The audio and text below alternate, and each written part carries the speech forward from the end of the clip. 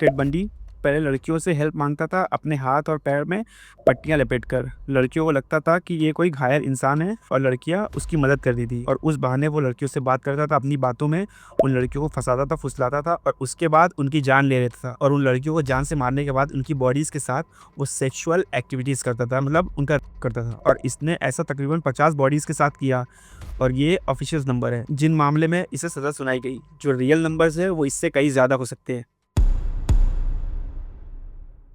24 नवंबर साल 1946 अमेरिका के Vermont state में एक व्यक्ति का जन्म होता है जिसका नाम था थियोडोर रॉबर्ट कावल। इसके जो बायोलॉजिकल फादर है उनके बारे में किसी को कुछ नहीं पता, क्योंकि इसकी माँ ने कभी शादी नहीं करी थी। और टेड हमेशा अपने नाना नानी के पास ही रहता था। और साल 1950 में टेड और उसकी मदर वॉशिंगटन शिफ्ट हो गई, जहाँ पर जाकर उसकी माँ ने एक व्यक्ति से शादी कर ली जिसका नाम था जॉनी बंडी। और वहाँ से टेड को उसका सरनेम मिला बंडी, टेड बंडी। जॉनी एक बहुत अच्छा इंसान था, वो उसकी बहुत केयर करता था, लेकिन टेड कभी जॉनी को उतना पसंद नहीं करता था। और उसके नाना का इन्फ्लुएंस टेड के ऊपर बहुत ज़्यादा था, जो कि एक बहुत बदतमीज़ इंसान थे, जो कि अपने बीवी बच्चे यहाँ तक कि जो घर का उनका पालतू डॉग था उसे भी मारते थे। टेड जब 5 साल का था तभी वो अपने नाना के घर में मैगजीन के साथ इंट्रोड्यूस हुआ, और इन सब चीज़ों का उसके दिमाग पे बहुत ज़्यादा गलत असर पड़ा। जब टेड थोड़ा बड़ा हुआ तो इसकी पागलपन की जो हरकतें थी वो और भी ज़्यादा बढ़ती गई। वो आस पड़ोस के घर में जाके उनकी खिड़कियों में से लोगों को मेकआउट करते, यानी उनके प्राइवेट मोमेंट्स को देखता। और इसी मामले में उसे एक बार अरेस्ट भी किया गया था, लेकिन ये मामला कोई इतना बड़ा नहीं था तो इसे आसानी से छोड़ दिया गया। साल 1966 में उसने वॉशिंगटन यूनिवर्सिटी में अपना एडमिशन लिया। वहाँ पर वो चाइनीज़ पढ़ता था, और वहीं पर उसकी मुलाकात हुई एक लड़की से जिसका नाम था स्टेफनी ब्रूक्स। साल 1968 में उसने कॉलेज ड्रॉप आउट कर दिया और छोटी मोटी नौकरी करने लगा। और उसे पॉलिटिक्स में बहुत ज़्यादा इंटरेस्ट था, तो छोटी मोटी रैलीज में जाने लगा। और इन्हीं सब वजहों से स्टेफनी उससे तंग आकर उसे ब्रेकअप कर लेती है। And that was the turning point for TEDs life. और उसके बाद टेड बंडी वॉशिंगटन से कहीं गायब हो गया। कई शहरों में घूमने के बाद वो टेम्पल यूनिवर्सिटी से अपनी पढ़ाई कंप्लीट करके वो एक बार फिर वॉशिंगटन लौटा। वापस आके वो एलिजाबेथ कॉपर नाम की एक लड़की को डेट करने लगा, और इसके साथ वो कई और लड़कियों को डेट कर रहा था जिसका पता किसी को भी नहीं था। साल 1972 में वॉशिंगटन से इसने साइकोलॉजी की डिग्री हासिल की, और जो स्टेफनी थी उसकी पहली गर्लफ्रेंड, उससे वो अपना जो रिश्ता उसका बिगड़ चुका था उसे सुधारने की कोशिश करने लगा, और इस चीज़ में वो सफल भी था।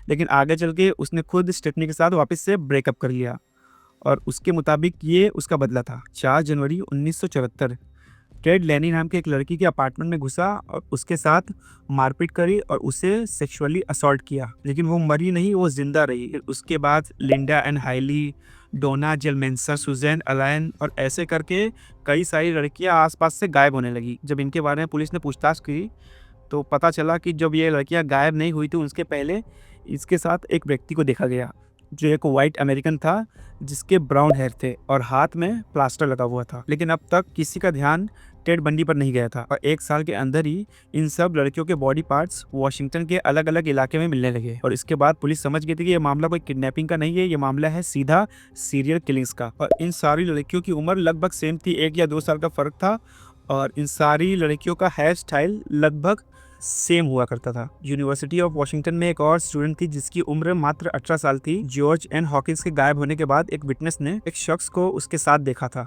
जो कि बैसाखी लेके चल रहा था। उसके पास एक व्हाइट कलर की वर्क्सवैगन बीटल थी। और इसके बाद 2 और लड़कियां गायब हुई, और उनके बॉडी पार्ट्स भी कुछ वक्त बाद जाके मिले। जितने भी गवाह थे उन सब के बयान के मुताबिक एक जो कल्प्रिट था उसका स्केच बनाया गया, और उस स्केच को उन लोगों ने देखा जो टेड को जानते थे, और उन लोगों ने पहचान लिया कि ये टेड बंडी ही है। लेकिन पुलिस के पास टेड के खिलाफ कोई सबूत नहीं था।